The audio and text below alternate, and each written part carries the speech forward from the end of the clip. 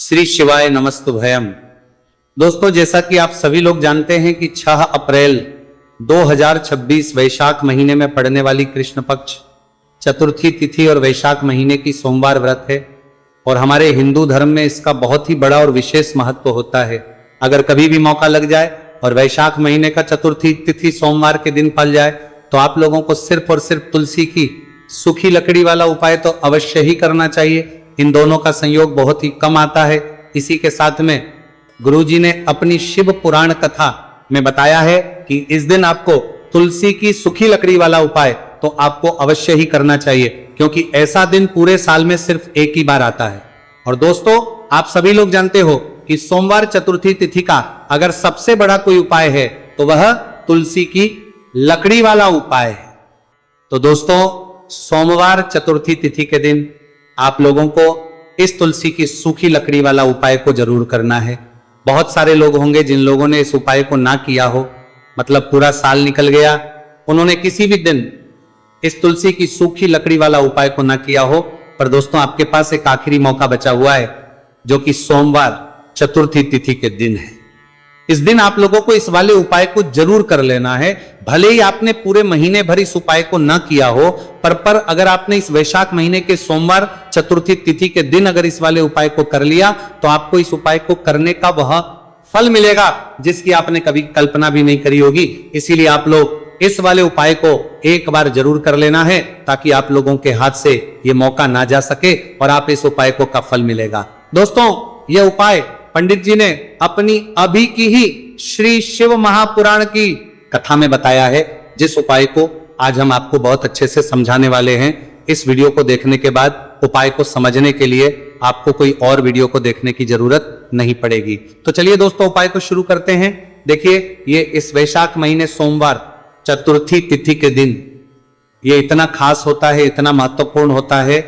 देखा गया कभी कभी बड़े बड़े पूजा पाठ अनुष्ठान से जो कि मनोकामना पूर्ण नहीं होते, वहां वैशाख महीने के सोमवार चतुर्थी तिथि के दिन एक छोटे से उपाय करने से ही आपकी मनोकामना पूर्ण हो जाती है। और बहुत सारे लोगों ने इस उपाय को किया भी है और उनको इस उपाय को करने का फल भी जरूर मिला है। अगर आप लोग भी पूछी जाए इस उपाय को करना चाहते हैं तो आप इस उपाय को पहले अच्छे से समझ लेना, सुन लेना, उसके बाद करना। इस उपाय का फल जरूर मिलेगा और इस उपाय को कर लेने से आपके घर में चाहे किसी भी प्रकार की दुख और समस्या क्यों ना चल रही हो, आपको उसका कारण भी नहीं पता है कि भाई ये समस्या किस कारण से चल रही है। उसका कुछ भी कारण हो सकता है, जैसे पितृदोष हो सकता है या किसी भी तरह का मंगल दोष भी हो सकता है। तो इस दिन आप लोगों को ये वाला उपाय कर लेना है। ये एक ऐसा उपाय है जिस उपाय को अगर किसी विशेष दिन पर किया जाए तो भाई उस विशेष दिन का जो है तो हमें मिलता ही मिलता है। पर हमने उस दिन पर इस उपाय को किया है तो हमें उससे भी बड़ा फल मिलता है, और फल बहुत जल्दी मिलता है, क्योंकि आप इस उपाय को बहुत ही बड़े और विशेष दिन पर कर रहे हो। तो चलिए अब उपाय के बारे में बात करते हैं, लेकिन उससे पहले आप लोगों को यह जानना आवश्यक है कि आखिर ये उपाय किस समय करना है, किसको करना है और कैसे करना है। तो चलिए हम आगे आपको वीडियो में एक एक कर ये बता देते हैं। लेकिन अगर आप लोग हमारे चैनल पर पहली बार आए हैं या फिर मेरी आवाज आज पहली बार सुन रहे हैं तो हमारे चैनल को सब्सक्राइब जरूर करें हैं लेना, और इस वीडियो को लाइक करके कमेंट बॉक्स में श्री शिवाय नमस्तुभयम ओम नमः शिवाय जरूर टाइप कर देना। तो दोस्तों, इस तुलसी की सूखी लकड़ी वाला उपाय को हमें सोमवार चतुर्थी तिथि के दिन कैसे करना है, किसको करना है, किस समय करना है और कहां पर करना है, ये सारे सवालों के जवाब आपको इस वीडियो में मिल। और जो ये वीडियो देखेगा भाई, उसको तुलसी की सूखी लकड़ी वाला उपाय जरूर करना चाहिए, क्योंकि इस दिन काला तिल का भी बहुत ही बड़ा और विशेष महत्व होता है। और जब बात आ जाए तुलसी की सूखी लकड़ी वाला उपाय की, तो ये सोने पर सुहागा वाली बात हो जाती है और ये बहुत ही बड़ा उपाय होता है। अब दोस्तों, इस तुलसी की सूखी लकड़ी उपाय को आखिर करना किसको है, सबसे पहले हम लोग वो बात जान लेते हैं। तो देखो, घर की जो बड़ी माताएं बहन होती हैं, उन माताओं बहनों में से कोई भी एक बड़ी माता बहन इस वाले उपाय को कर सकती है। और दोस्तों, अगर आप चाहें तो अपने घर में से सभी सदस्यों को भी इस उपाय को करवा सकते हैं। अगर किसी व्यक्ति की खुद की कोई मनोकामना है, खुद की कोई दुख और परेशानी है जो कि वो अपने लिए ही करना चाहता है इस वाले उपाय को, तो वो खुद अपने लिए भी कर सकता है। बाकी अगर कोई घर में से ऐसा है जो कि अपने पूरे घर परिवार के सुख और शांति के लिए ये वाला उपाय करना चाहता है, तो भाई वो भी कर सकता है, उसमें भी कोई दिक्कत नहीं है। कहने का मतलब यह है कि इस उपाय को हर एक सदस्य भी कर सकता है और पूरे घर परिवार के सदस्य के लिए घर की बड़ी माताओं बहनों में से कोई एक माता बहन भी कर सकती है। माताएं बहनें अगर घर में उपस्थित ना हो या वह ये वाला उपाय ना कर पा रही हो तो फिर घर का कोई बड़ा सदस्य भी इस तुलसी की सूखी लकड़ी वाला उपाय को कर सकता है, चाहे फिर वह पुरुष ही क्यों ना हो, उसमें कोई दिक्कत वाली बात नहीं है। उसके बाद में दोस्तों जो अगला प्रश्न निकल कर आता है वो ये आता है इस उपाय को लेकर कि आखिर इस उपाय को हमें किस समय करना है, सुबह के समय करना है कि शाम के समय करना है। तो देखो इस वाले उपाय को आप लोग सुबह के समय भी कर सकते हो और शाम के समय प्रदोष काल में भी कर सकते हो। अब अगर आप पूछो कि भाई साहब सबसे उत्तम समय कौन सा रहेगा इस तुलसी की सूखी लकड़ी वाला उपाय को करना है का, तो हम बस यही कहेंगे कि इस उपाय को आप सुबह के समय करेंगे तो ज्यादा बेहतर होगा। बाकी अगर प्रदोष काल शाम के समय भी करेंगे तो भी अच्छा होगा, उसमें कोई भी दिक्कत वाली बात नहीं। तो अब दोस्तों जो अगली सबसे बड़ी और महत्वपूर्ण बात आती है वो ये आती है कि सुबह अगर हम उपाय को करेंगे तो हमें कितने बजे से लेकर कितने बजे तक के बीच में करना है, और शाम के समय प्रदोष काल में करेंगे तो हमें कितने बजे से लेकर कितने बजे के बीच में करना है। तो देखो सुबह जितनी जल्दी हो सके आप उपाय को करने की कोशिश करना। बाकी अगर किसी कारणवश लेट भी हो जाओ, थोड़ी देर भी हो जाए तो 10 या 11 बजे तक भी आप उपाय कर लेना, पर 12 बजे से ज्यादा देरी ना हो, ठीक है, इस बात का ध्यान रखना।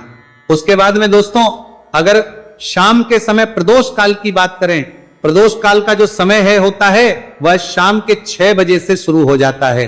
मतलब शाम 6 से लेकर 7 के बीच का जो समय होता है यह समय प्रदोष काल का समय होता है। तो आप इस उपाय को 7 या 8 बजे के बीच में भी कर सकते हो।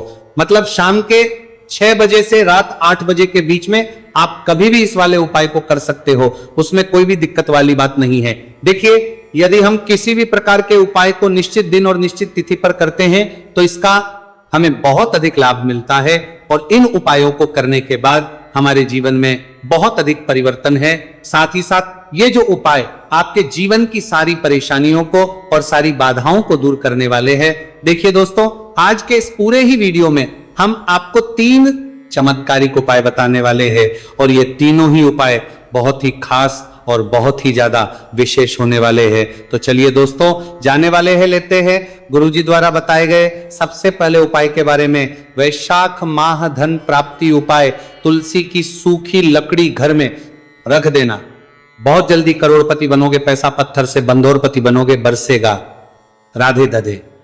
दोस्तों आपको किसी भी दिन तुलसी की सूखी लकड़ी का उपाय घर पर करना है और ऐसा समझ लीजिए कि तुलसी की सूखी लकड़ी का यह उपाय आपको बहुत जल्दी करोड़पति बनाएगा, क्योंकि जो मेरी का महीना है यह श्री हरि विष्णु को सबसे प्रिय महीना है। तो देखिए स्कंद पुराण में आता है कि भगवान विष्णु को सबसे प्रिय अगर कोई महीना है तो वह वैशाख का ही महीना है, और वैशाख के महीने में तुलसी के उपाय रातों रात आपके भाग्य को चमकाते हैं। ऐसे में आज की वीडियो में हम आपको तुलसी के ऐसे उपाय बताने जा रहे हैं जो रातों रात आपका भाग्य चमकाएंगे और बहुत जल्दी आपको महाधनी बनाएंगे। तो देखिए श्री हरि विष्णु प्रसन्न होते हैं जब भी आप माँ तुलसी से जुड़ा हुआ कोई भी उपाय करते हैं। माँ लक्ष्मी प्रसन्न होती है जब आप श्री हरि विष्णु को प्रसन्न करते हैं।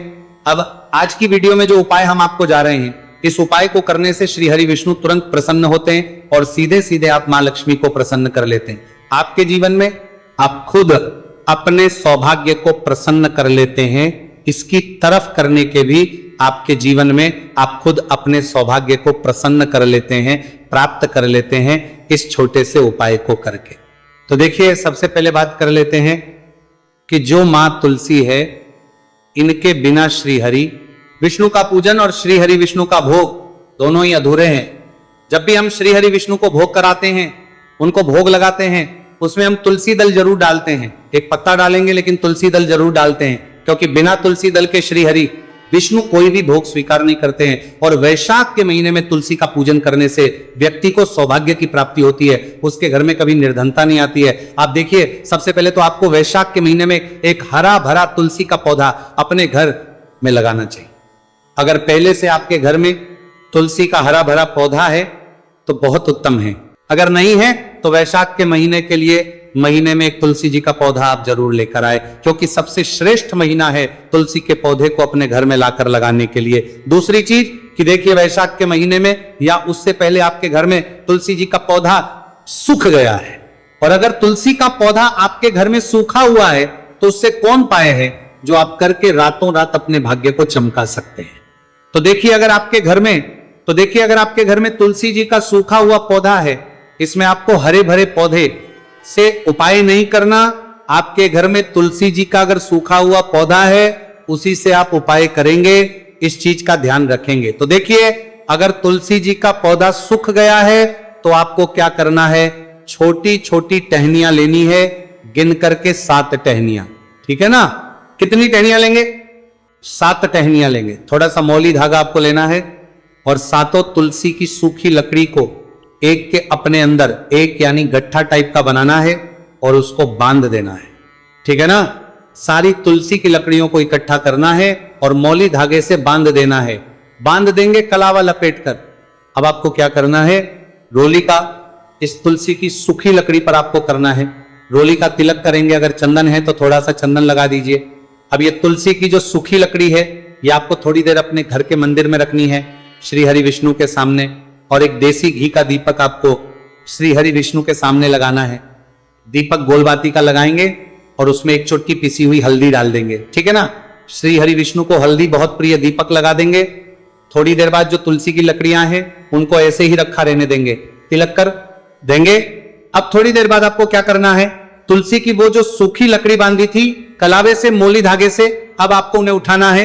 एक छोटे से लाल कपड़े में आप इसको रख लीजिए, ठीक है ना। लाल कपड़े में रख लीजिए, पीला कपड़ा हो तो पीले कपड़े में रख लीजिए। रखने के बाद आपको क्या करना है, इसकी पोटली टाइप की बना देनी है। धागे से लपेट कर मोली धागे से पोटली बना लीजिए, आराम से बंध जाती है। अब इस पोटली को आपको कहां रखना है, इसे आपको अपने घर के मुख्य द्वार पर टांगना है, ठीक है ना। अंदर की तरफ मुख्य द्वार पर अंदर की तरफ टांग दीजिए और मां लक्ष्मी का ध्यान करिए, श्री हरि विष्णु का ध्यान करिए, उनसे प्रार्थना करिए कि हे धन की देवी महालक्ष्मी, आप मेरे घर में पधारिए और अपनी कृपा मुझ पर बरसाइए। इस तरह से आपको प्रार्थना करनी है और मंत्र बोलना है, ओम नमो भगवते वासुदेवाय नमः 11 बार ये मंत्र बोलना है। एक दीपक आपको जिस दिन भी उपाय कर रहे हैं अपने घर के मुख्य द्वार पर प्रज्वलित करना है। चौमुखी दीपक, 4 बाती का दीपक लगाएंगे और थोड़ी सी हल्दी उस दीपक में भी डाल देंगे। मुख्य दीपक करना है, द्वार पर दीपक बाहर की तरफ लगाना है सीधे हाथ पर, ठीक है ना। ये उपाय वैशाख में आप करिए और देखिए कि कैसे आप महाकरोड़पति बनते हैं, कैसे आपके पास पैसा आता है और कैसे आपके पास पैसा रुकता है। तो ये वही उपाय है जो रातों रात आपके भाग्य को चमकाएगा और आपको महाधनी बनाएगा। छोटा सा उपाय आपको महाकरोड़पति बनाएगा। आपके बाद करोड़पति है बनते बनाया गया है, देगा। अगर सच्ची श्रद्धा से आपने इस उपाय को कर लिया। साथ ही साथ वैशाख के महीने में अगर कोई जूते का दान कर देता है, जूते चप्पलों का कोई दान कर दे, इस माह में तो समझ लीजिए उसे हर वो वस्तु मिलती है जिसकी वो कल्पना करता है, जिसकी वो चाहता है। आपने अगर कुछ ऐसा सोचा है कि हाँ मुझे ये वस्तु या मुझे ये चीज मिल जाए, मेरी ये इच्छा पूरी हो जाए, आपकी कोई भी इच्छा अधूरी है, पूरी नहीं हो रही, तो वैशाख माह में आप चाहे किसी एक व्यक्ति को दान करें, जूते या चप्पल का दान जरूर करेंगे। और फिर देखिए कि आपका भाग्य कैसे आपका साथ देता है और कैसे आप अपने जीवन में आगे बढ़ते चले जाते हैं। तो बहुत अच्छे से उपाय आपको बताया है। अब हम बात करते हैं दूसरे विशेष उपाय की। देखिए, ये उपाय भी तुलसी जी के पौधे के वहां पर करना है। आपके भाग्य का उदय करने के लिए आपके घर में धन सम परेशानियां हैं, कर्ज की समस्या अगर दिन पर दिन बढ़ती जा रही है, खत्म नहीं हो रही है, बहुत ज्यादा परेशानियां हैं, तो आपको ये उपाय करना चाहिए। देखो करना क्या है, बहुत ध्यान से समझना। आपको मात्र तांबे के पात्र के अंदर जल लेना है, उस जल के अंदर एक चुटकी आपको हल्दी मिला देनी है, ठीक है। और साथ में लेना है एक कमल गट्टा। या केवल उपाय वैशाख सोमवार चतुर्थी तिथि के दिन करना है। अगर आपको ऐसा लगता है कि आपके जीवन में अष्टलक्ष्मी का वास नहीं है, भाग्य का साथ आपको नहीं मिल पा रहा है, तो आप ये उपाय शनिवार के दिन कर सकते हैं, सोमवार चतुर्थी तिथि के दिन भी कर सकते हैं, ठीक है। शनिवार सोमवार दोनों दिन आप ये उपाय कर सकते हैं। देखो करना क्या है, इस जल के पात्र के अंदर हल्दी डाली और एक कमलगट्टा डाला। अब आपको तुलसी जी के वहां पर जाना है। देखिए, जब आप हल्दी डालोगे जल के पात्र के अंदर, तब आपको ओम नमो भगवते वासुदेवाय का 11 बार जाप करना है, फिर हल्दी डालना है। जब आप कमलगट्टा डालोगे तब आपको ओम श्री नमः या ओम महालक्ष्मी नमः इस मंत्र का जाप करते हुए कमलगट्टा डालना है, 11 बार जाप करना है। ठीक है, कमलगट्टा और हल्दी दोनों होना चाहिए। कमलगट्टा महालक्ष्मी का प्रतीक माना जाता है और हल्दी जो है वो भगवान विष्णु के निमित्त आप हल्दी डालेंगे। ठीक है, इस जल को आपको तुलसी जी की जड़ में अर्पित करना है। अर्पित करना है ओम नमो भगवते वासुदेवा का जाप करते हुए, बस इतना सा उपाय करना। धन संबंधी को कोई भी परेशानियां है वो सब दूर हो, ऐसी आपको प्रार्थना करनी है। कर्ज से जुड़ी कोई परेशानी हो तो ऐसी प्रार्थना करनी है कि ये दूर हो जाए, ऐसी कामना करते हुए ये दूसरा प्यारा सा उपाय आपको करना है। तो देखो, ये हो गया उपाय जो कि आप सुबह से लेकर के शाम तक कर सकते हैं। चतुर्थी तिथि सोमवार या शनिवार के दिन सिर्फ एक बार ही करना है। अब जो कमलगट्टे को आपको वहीं पर तुलसी जी के वहां पर रखे रहने देना है, आपको उठाना नहीं है। वो कमलगट्टा चाहे तो आप तुलसी जी के वहीं पर गांठ दें, ठीक है, तो भी चलेगा। तो इस प्रकार से आपको ये सुंदर सा उपाय करना है। अब हम बात करते हैं तीसरे उपाय की।